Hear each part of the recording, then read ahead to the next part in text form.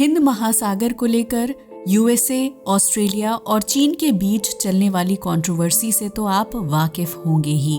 कभी हिंद महासागर तो कभी पैसिफिक महासागर, आए दिन ओशंस पर कंट्रोल करने की जद्दोजहद होती रहती है। ऐसा इसलिए क्योंकि इतिहास गवाह है, जिसका भी ओशन पर कंट्रोल रहा है वही दुनिया की सुपर पावर रहा है। भारत पर अंग्रेजों ने इतने दिन राज किया, उसका रीजन भी उनकी नेवी ही थी, क्योंकि भारत के राजा जमीन पर तो मजबूत थे, मगर वो कभी भी मजबूत नेवी नहीं बना पाए। मगर जहां एक और दुनिया भर के ओशंस पर राज करने के लिए देश एक दूसरे से लड़ते हैं, वहीं एक ऐसा भी ओशन है जिस पर किसी ने कोई ध्यान नहीं दिया। इसका नाम है आर्कटिक महासागर। लेकिन अब हर देश इस ओशन और इससे जुड़े एक आइलैंड की बात कर रहा है। पर सोचने वाली बात है कि अब ऐसा क्या हो गया कि आर्कटिक महासागर से जुड़े इस आइलैंड को लेकर यूएसए, चीन, यूरोप, रूस सब आमने सामने आ गए हैं। आखिर ऐसा क्या है इस आइलैंड में कि सभी महाशक्तियां इस पर अपना कंट्रोल जमाना चाहती हैं? आखिर ये आइलैंड है कौन सा? सारी जानकारी देंगे, मगर उसके लिए आपको हमारी वीडियो को एंड तक देखना होगा। तो चलिए शुरू करते हैं। ओशन हमेशा से ही किसी भी देश की इकोनॉमी में इम्पोर्टेंट रोल प्ले करते आए हैं।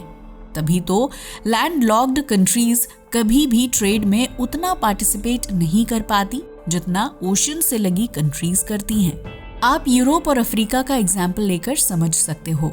वैसे तो अफ्रीका के चारों ओर समुद्र है, लेकिन इसमें बहुत सारे छोटे छोटे देश ऐसे हैं जो बिल्कुल लैंडलॉक हैं।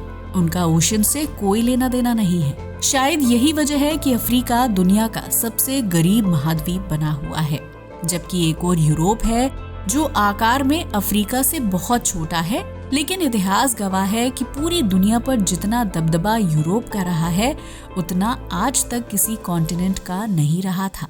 वो अलग बात है कि अब सुपर पावर यूरोप से निकलकर नॉर्थ अमेरिका कॉन्टिनेंट में जा पहुंची है। खैर, आज हम सुपर पावर के दूसरे हाथ में ट्रांसफर होने की बात नहीं करेंगे, क्योंकि आज हम बात कर रहे हैं एक ऐसे आइलैंड की जो आजकल हर किसी के लिए अट्रैक्शन का पॉइंट बना हुआ है।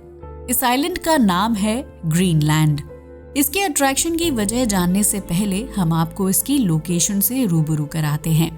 ग्रीनलैंड आर्कटिक रीजन में कनाडा, यूरोप और रूस के बीच में एक बड़ा सा आइलैंड है। ग्रीनलैंड पर डेनमार्क का अधिकार है, लेकिन कमाल की बात यह है कि इसके आसपास मौजूद हर देश इस रीजन पर अपना अधिकार जमाना चाहता है। वैसे ग्रीनलैंड सुर्खियों में तब आया था जब अचानक से चीन की इसमें दिलचस्पी बढ़ने लगी। चीन ने ग्रीनलैंड की सरकार के साथ यहाँ एयरपोर्ट बनाने की डील साइन की थी, मगर पूरी दुनिया तब हैरान रह गई जब यूएसए ने इंटरफेयर करते हुए इस डील को कैंसिल करवा दिया।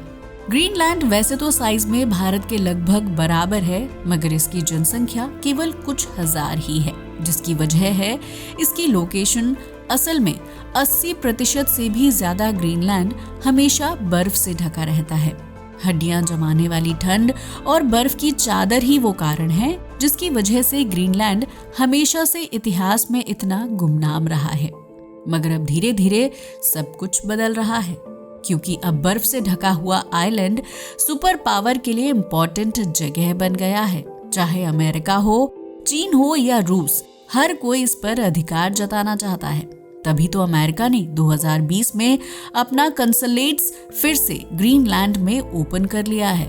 वैसे यूएसए को ग्रीनलैंड की अहमियत बहुत पहले ही समझ आ चुकी थी, और ये बात है कोल्ड वॉर के जमाने की, जब सोवियत यूनियन को कंट्रोल में करने के लिए अमेरिका ने ग्रीनलैंड पर अपने रडार सिस्टम को स्टैब्लिश करना शुरू किया, ताकि सोवियत यूनियन पर नजर रखी जा सके, ताकि अगर सोवियत यूनियन ने किसी भी साइड से अमेरिका पर अटैक करने की कोशिश की तो यूएसए को पता चल जाएगा और यूएसए जवाबी हमले के लिए तैयार रहेगा। लेकिन जैसे ही कोल्ड वॉर खत्म हुआ, अमेरिका का ग्रीनलैंड में से इंटरेस्ट भी खत्म हो गया। तभी तो उसने यहाँ जितने भी आर्मी बेस बनाए थे, वहां से आर्मी को यूएसए ने वापस बुला लिया और एक बार फिर ग्रीनलैंड तन्हा हो गया। लेकिन अब एक बार फिर ग्रीनलैंड की इम्पोर्टेंस बढ़ रही है, जिसका अंदाजा अमेरिका को भी हो गया है। यही वजह है कि फिर से अमेरिका ग्रीनलैंड में वापस लौट रहा है। वैसे तो दुनिया भर में मौजूद सभी महासागरों पर कंट्रोल करने के लिए कई लड़ाइयां लड़ी गई हैं, लेकिन एक ओशन ऐसा भी है जिसे कंट्रोल करने के लिए किसी ने कोई जहमत नहीं उठाई। ऐसा इसलिए क्योंकि किसी को इसमें अपना कोई फायदा नजर ही नहीं आया। इस महासागर का नाम है आर्कटिक महासागर। असल में ये हमेशा बर्फ से ढका रहता है, लेकिन अब कुछ बदल रहा है। असल में इस महासागर की बर्फ लगातार पिघलती जा रही है। हालांकि वैसे तो बर्फ का पिघलना दुनिया के लिए क्लाइमेट चेंज, ग्लोबल वार्मिंग के रूप में तबाही लेकर आ रहा है, लेकिन इसी के साथ साथ कुछ ऐसे भी फैक्टर हैं जिसकी वजह से एकदम से लोगों की दिलचस्पी इस महासागर में बढ़ गई है। दरअसल इस ओशन का गेटवे ग्रीनलैंड है। यही वजह है कि आजकल सभी देशों की दिलचस्पी ग्रीनलैंड में बढ़ रही है। असल में ग्रीनलैंड आर्कटिक सर्किल के अंदर आता है। जो भी देश आर्कटिक एरिया में जाना चाहता है उसे ग्रीनलैंड से गुजरना ही पड़ेगा। इसीलिए हर कोई ग्रीनलैंड पर कब्जा जमाना चाहता है, क्योंकि सब जानते हैं कि जिसका कंट्रोल ग्रीनलैंड पर होगा, पूरे आर्कटिक रीजन पर भी उस देश का कब्जा होगा, जिसकी वजह से अब सभी देश इसमें इंटरेस्ट ले रहे हैं, जिसमें सबसे फेमस यूएसए और चीन है। वैसे ऐसा नहीं है कि केवल बर्फ पिघलने की वजह से ही लोगों का इंटरेस्ट ग्रीनलैंड में बढ़ रहा है। इसके पीछे कई और रीजन भी हैं। असल में यहाँ पर जैसे ही बर्फ पिघलेगी तो एक नया सी रूट बनेगा, जिससे ईस्ट एशिया, नॉर्दर्न अमेरिका और यूरोप के बीच का सी रूट बहुत कम हो जाएगा। जबकि अभी ईस्ट एशिया, नॉर्थ अमेरिका और यूरोप की ज्यादातर ट्रेड स्विस कैनाल से होती है, लेकिन जब ये रूट बनेगा तो इनका डिस्टेंस काफी कम हो जाएगा और ये रूट काफी छोटा भी है। और साथ ही रूस को इससे बहुत फायदा होने वाला है, क्योंकि ये पूरा का पूरा रूट रूस के कंट्रोल में होगा, जिससे रूस खूब पैसा कमाएगा, जो उनकी इकोनॉमी को बूस्ट करेगा। सबसे पहले बात करते हैं कनाडा की। कनाडा ग्रीनलैंड के आसपास के सारे सी रूट को अपने अंडर में बताता है, लेकिन अगर बात करें रूस की तो वो आर्कटिक ओशन के पूरे इलाके पर अपना कब्जा बताता है। और यही वजह है कि उसने इस सारे रीजन में अपने मिलिट्री बेस बनाए हुए हैं। और इतना ही नहीं, कुछ साल पहले तो रूस ने इस पूरे इलाके में अपना फ्लैग तक लहरा दिया था, ताकि दुनिया को दिखाया जा सके कि ये पूरा इलाका उसका है और वो यहाँ का बॉस है। हालांकि फिलहाल ग्रीनलैंड पर डेनमार्क का कब्जा है, पर सरकार यहाँ अलग ही होती है। ये तो हुआ रूस का क्लेम। लेकिन अब बात करते हैं चीन की। चीन तो आर्कटिक रीजन का देश भी नहीं है, मगर फिर भी ये इस पूरे इलाके में बहुत ज्यादा एक्टिव है। असल में इसके पीछे भी दो रीजंस हैं। पहला कारण तो सिल्क रूट है। असल में चीन रूस के साथ मिलकर पोलर सिल्क रूट बना रहा है, जो इसी एरिया से गुजरता है, इसलिए वो इस रीजन में इंटरेस्टेड है। और दूसरा कारण है ग्रीनलैंड का एक छोटा सा टाउन नारसा। नारसा भले ही एक छोटा सा शहर है, लेकिन इसमें पूरी दुनिया के 30% से भी ज्यादा रेयर अर्थ मिनरल्स पाए जाते हैं। और आप जानकर हैरान रह जाएंगे, असल में ये ऐसे मिनरल्स हैं जो आज की पूरी टेक्नोलॉजी का आधार है। हमारे स्मार्टफोन से लेकर मिलिट्री जेट और ऑटोमोबाइल सेक्टर तक इन्हीं रेयर अर्थ मिनरल्स पर डिपेंड हैं। पहले किसी को ग्रीनलैंड के इस छुपे हुए खजाने का नहीं पता था, लेकिन जब से यहाँ मौजूद बर्फ पिघल रही है, ग्रीनलैंड के ये रिसोर्सेज भी डिस्कवर होने शुरू हो गए हैं।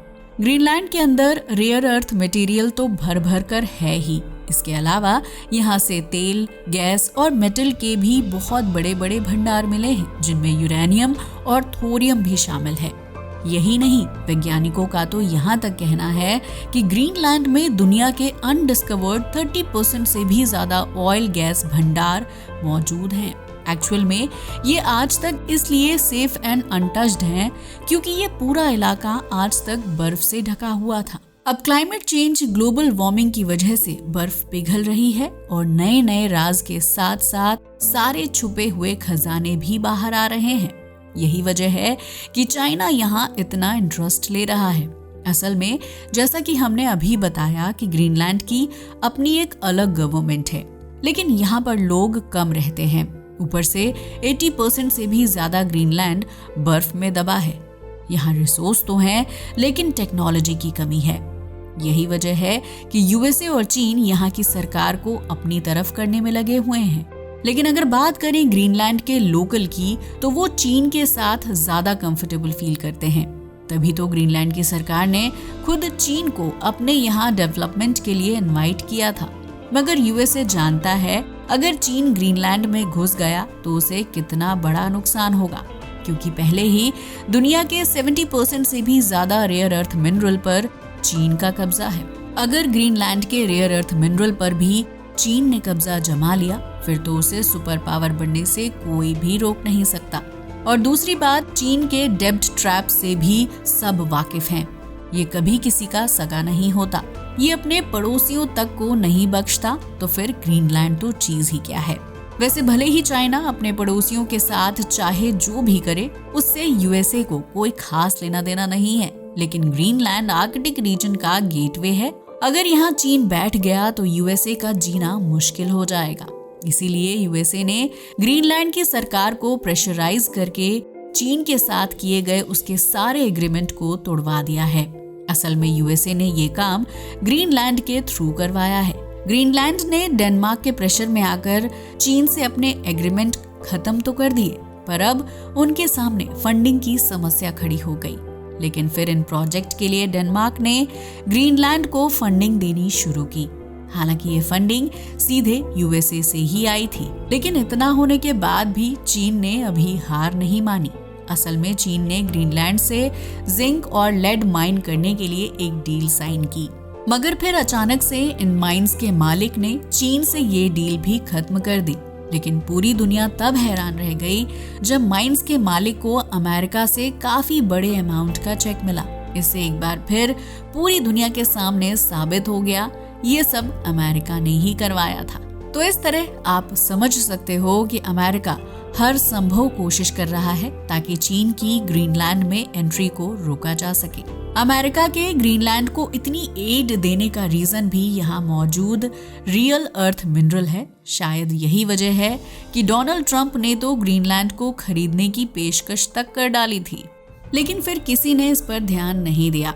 वैसे आपको क्या लगता है इस लैंड पर किसका कब्जा होगा? क्योंकि भले ही यूएसए चीन को यहाँ से दूर रखने की भरपूर कोशिश कर रहा है, लेकिन यहाँ के लोकल लोगों को चीन से कुछ ज्यादा ही लगाव है। तभी तो इतनी कोशिशों के बावजूद भी ग्रीनलैंड की टूरिज्म और फिशिंग इंडस्ट्री में चीन का दबदबा बना हुआ है। हालांकि चीन अभी भी यहाँ काम कर रहा है, लेकिन सुपर पावर अभी भी ग्रीनलैंड को कब्जे में लेने की कोशिश कर रहे हैं। वैसे आपको क्या लगता है ग्रीनलैंड किसके प्रभाव में आएगा? अपनी राय को हमें कमेंट करके बताना ना भूलिएगा। आज के लिए बस इतना ही। वीडियो अच्छा लगा हो तो इसे लाइक और शेयर करें, साथ ही हमारे चैनल को भी सब्सक्राइब करें। जय हिंद दोस्तों।